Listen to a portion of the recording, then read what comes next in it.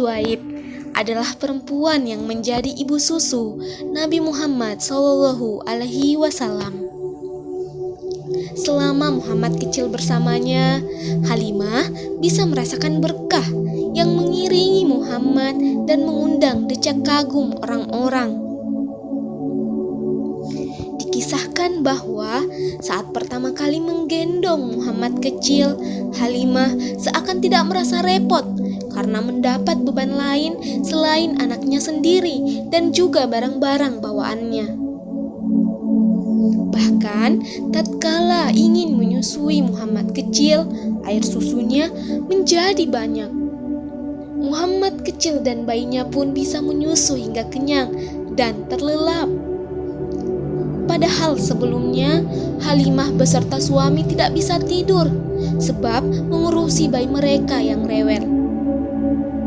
Selain itu, saat suami Halimah menghampiri untanya yang sudah tua, ternyata air susu unta itu penuh. Lalu diperahnya dan Halimah beserta suami minum hingga kenyang. Masya Allah. Peristiwa menakjubkan yang disaksikan Halimah tidak sampai di situ saja.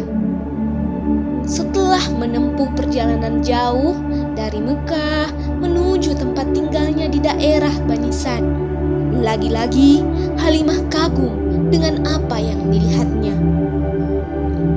Tanah tempat mereka bermukim yang dulunya gersang menjadi subur. Domba-domba peliharaannya datang menyambut Halimah dalam keadaan kenyang dan air susunya penuh berisi, siap untuk diperah. Sementara orang-orang di sekitar Halimah yang juga memelihara domba tidak mampu memerah susu setetes pun, sebab kelenjar susu domba peliharaan mereka kempes. Masya Allah. Muhammad kecil tumbuh dengan baik, bahkan tumbuh dengan pesat dibandingkan dengan bayi-bayi lainnya. Kemudian saat berusia kurang lebih 2 tahun, Halimah mengembalikan Muhammad kecil kepada ibu kandungnya, Aminah. Namun saat itu Halimah meminta izin agar ia bisa tetap merawat Muhammad kecil karena khawatir Muhammad kecil akan terserang wabah penyakit di Mekah. Begitulah kisah saat Rasulullah tinggal bersama Halimah di Bani Sa'd. Hingga ketika berumur sekitar 4 atau 5 tahun, peristiwa pembelahan dada terjadi.